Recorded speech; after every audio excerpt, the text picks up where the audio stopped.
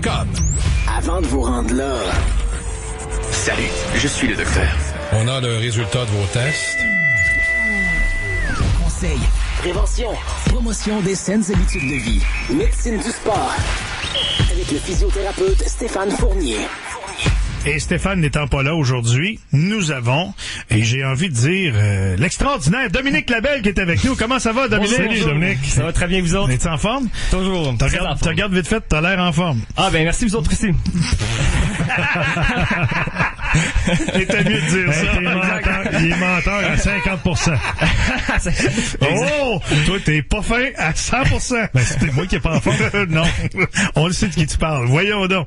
Dominique, écoute, toi, tu travailles avec Accès Physio. Tu remplaces Steph? Oui, exact. Qui est en vacances. Je suis copropriétaire avec lui aux cliniques de Chambly et Longueuil. Puis, je suis un passionné de la physiothérapie et de l'entraînement aussi. C'est pour ça que j'ai fait la capsule sur le CrossFit la semaine passée. Et aujourd'hui, sur le renforcement musculaire, la musculation. C'est quoi ça, le renforcement musculaire? Avant de vous parler de ça, j'ai juste fait un petit retour sur le CrossFit la semaine passée. Oui. De pas oublier que le CrossFit, c'est une marque de commerce. Oui. Puis, il y a plein d'autres gyms qu'on connaît bien qui font ce type d'entraînement-là, des circuits comme ça, qui n'ont pas nécessairement la marque de commerce de CrossFit. Par exemple, Rachid Azaoui, Robin Rock au gym Kinergique à Longueuil, Yann Joseph à Dessun, à la zone sportive, Guillaume Proulx ou Isatis à Chambly. Donc, il y a plein d'autres gyms qui font ce type d'entraînement-là. Parce que CrossFit, c'est enregistré. C'est un mot enregistré. C'est ça. Maintenant, le renforcement. Donc, pour répondre à ta question, le renforcement musculaire, on connaît ça. Aller au gym, il y a plusieurs façons de le faire, plusieurs techniques. C'est connu que pour les blessures, ça prévient les blessures au sport, ça augmente les performances et ça augmente beaucoup la puissance, la force musculaire. Donc, tous les sportifs devraient faire de la musculation. Ouais. En plus, ça a des bénéfices sur les os, ça diminue le risque d'ostéoporose, ça augmente la densité minérale. C'est plate, honnêtement. Oh, non. Moi, là, dans un gym, là, lever des poids puis des appareils, puis honnêtement, j'y vais, là, mais j'ai de la difficulté avec ça.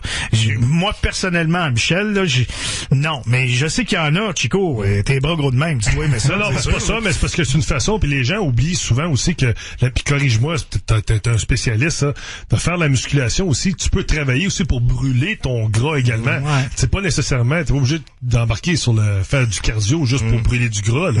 Tu sais, c'est un entraînement qui est quand même assez efficace aussi pour maigrir, là. Mais j'aime faire aussi l'entraînement d'un point de vue objectif, augmenter des charges, devenir plus fort, augmenter le nombre de répétitions. Puis c'est le fun justement quand il y a une progression, puis des chiffres comme quelque chose qu'on peut mesurer. Est-ce que la musculation, puis on lit beaucoup de choses, puis on voit des entraînements, là, est-ce que c'est important d'avoir une grosse charge pour avoir une grosse musculation, ou c'est important de bien faire le mouvement avec des plus petites charges? Tout à fait. Donc, j'en parlais tantôt dans Vrai ou Faux. Vaut mieux avoir des... Non, mais pourquoi tu dis la réponse? On s'en va là. En fait, le but, c'est de devenir plus fort et non lever plus lourd. C'est différent quand même. Ça. Puis quand c'est fait de manière progressive, justement, tous les effets, on cherche d'avoir un bon balancement entre les différents groupes musculaires. Et surtout, prévenir les blessures. Hein. On sait que, par exemple, le fameux ligament croisé antérieur qu'on entend souvent parler, un bon renforcement au niveau des ischio-jambiers, des muscles derrière la cuisse, ça peut prévenir d'à peu près 88% les risques de blessures à ce ligament-là. Ouais, mais dans ça là, tu travailles pas, là. Oh! On t'a eu là, hein? Oui, merci. On va aller au quiz, hein? Bien vu. Monsieur Langevin, Monsieur Ciccone, salle 2. Mesdames et messieurs, bienvenue à Connaissez-vous la médecine du sport? Et voici votre animateur, le physiothérapeute Stéphane Fournier. C'est de même, hein? Ses chars étaient trop bons, il irait jamais au garage. Exact, on veut prévenir quand même, mais c'est mon travail de travailler avec des gens blessés. Donc, le premier vrai ou faux? Êtes-vous prêts? Les muscles deviennent plus endurants en vieillissant.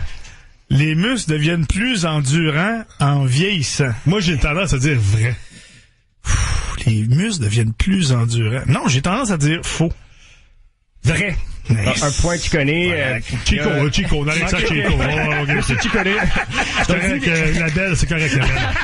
On va arrêter ça, Chico. Ok, parfait. Donc, on note une diminution des fibres de puissance chez les personnes âgées, les fibres 2, les fast twitch, et une augmentation des fibres d'endurance. Donc, c'est tellement important pour les personnes âgées d'entraîner à force musculaire, entre autres pour diminuer les risques de chute. Et c'est prouvé, même, il y a une étude avec les gens de 90 ans et plus, qui ont un potentiel d'hypertrophie musculaire, d'augmenter sa masse musculaire et sa force, même quand on a 90 ans et plus. Ah ouais. C'est vraiment important. Une augmentation de force, ça se traduit par une meilleure autonomie, un risque de chute plus petit, une plus grande vitesse de marche. Donc, c'est super important pour faire du renforcement. OK. Parfait. Deuxième question. La musculation rend les athlètes plus lents. Faux. Ça, c'est faux. Voyons. Ça peut pas... Ça peut pas être vrai. C'est impossible. C'est Ben faux non. que ça soit faux. Bravo vous deux. Donc, faux. Faux les deux. 2-1 Chico. Donc, selon les évidences scientifiques, un athlète plus fort saute plus haut et court plus vite. Il faut différencier aussi les entraînements plus de force musculaire versus le culturisme. Ouais. C'est vraiment différent. Par exemple, un athlète de 200 livres qui soulève 400 livres avec ses jambes, il va être plus rapide qu'un athlète de 150 livres qui est plus léger, qui lève juste 200 livres. Ouais. J'avais vu une vidéo de Pacioretty qui avait fait un saut de 57 pouces de 125 cm sans élan sur YouTube. Ils font beaucoup de musculation pour... je pense pas que la muscu peut Pour être sauter capable de faire aussi ça. haut. Exact. Ouais. OK. Troisième question. Il faut être courbaturé pour qu'un entraînement soit efficace. C'est faux. Courbaturé. Tu veux dire quoi, courbaturé? Raqué. Des douleurs là, musculaires. c'est Non, faux. c'est faux, c'est sûr. Bon, il est trop facile le quiz ce matin.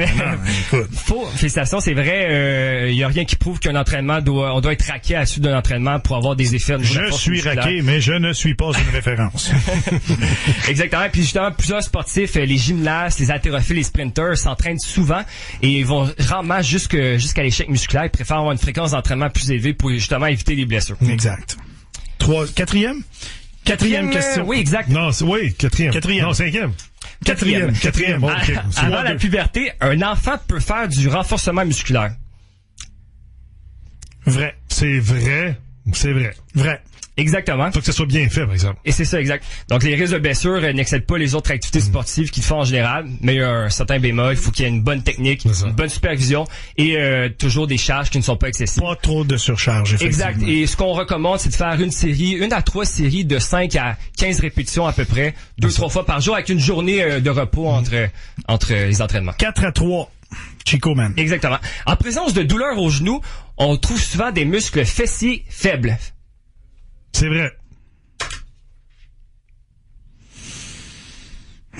OK, on Je finit à pense 10 que heures. c'est vrai. Je pense que c'est vrai aussi. Exactement, vrai toujours. Donc on retrouve souvent un manque de force ou d'activation au niveau des muscles fessiers, entre autres le moyen fessier, qui est un stabilisateur du membre inférieur dans plusieurs problèmes de genoux, même dans des problèmes au niveau du pied, par exemple, tout au niveau du membre inférieur.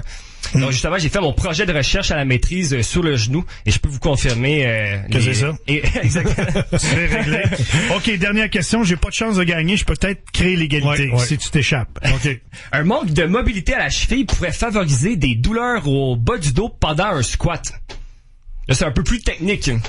Attends une minute. Mobilité répète ça. à la cheville. Quelqu'un qui a une cheville raide, qui est une cheville qui est pas souple, tu sais, comme par exemple quand on a eu une entorse de la cheville est raide. Quelqu'un qui a une cheville qui est pas souple, qui bouge pas beaucoup, ça pourrait peut-être favoriser des problèmes au dos pendant les squats quand on fléchit les jambes et on se lève. C'est vrai. Moi, j'ai tendance à dire que c'est vrai. C'est vrai. Exact, c'est vrai, tout à fait. Par exemple, quand on fait un squat, comme on disait, quand on parle de la flexibilité au niveau des chevilles, on parle de la capacité que les genoux avancent en descendant. Et là, pour pas tomber sur les fesses, On force du dos. exact, les gens vont faire une flexion au niveau du dos, ça augmente la compression sur les disques lombaires, et puis ça peut faire certaines Mais c'est douleurs. bon que tu fasses ça parce que c'est peut-être des petits rappels pour les gens dans la façon d'aborder l'entraînement, le renforcement musculaire, comme tu le dis. Si on commet des mauvais mouvements, ben là, il peut y avoir des conséquences très graves. Exact. Mine de rien. Tout à fait. C'est très, très bon. Ben écoute, Dominique, merci beaucoup. Ça fait super plaisir. Merci toujours à mes collègues Christina, Élise, Amy Pang et Jean-Philippe Bossuet pour la super recherche Tu qu'on leur fait. diras que les questions peuvent être plus dures un peu. Exemple, la semaine prochaine, ça va être pas un plus dur. Parce que sur 12 réponses, 6 questions, on a eu 11 fois Je la pensais bonne pas que vous réponse. alliez avoir celle sur la Mais c'est cheville. parce par qu'on exemple. est fort, hein. Tu leur dis. C'est vrai. On ok. est très, très fort. On va progresser ça. Merci beaucoup. Ça fait très plaisir. On se revoit la semaine prochaine. Vous pouvez nous suivre sur Instagram, Facebook, YouTube. N'hésitez pas. On a plein de capsules sur l'entraînement, sur la santé. Accès À la semaine Physio. prochaine. Merci beaucoup, Dominique. Merci beaucoup, Dom. On s'arrête là-dessus, 9h28 minutes. Dans quelques instants, on parle football. Ça commence les séries éliminatoires dans la NFL en fin de semaine. CA Synode va être là. Restez là, du Sport le matin au 91.9 Sport, Montréal. la chronique médecine du sport, offerte par les cliniques Accès Physio. Ayez accès à la même qualité de soins que celle proposée aux athlètes professionnels. Ne laissez pas la douleur ralentir vos activités. Consultez un professionnel Accès Physio. Prenez rendez-vous dès maintenant sur accèsphysio.com.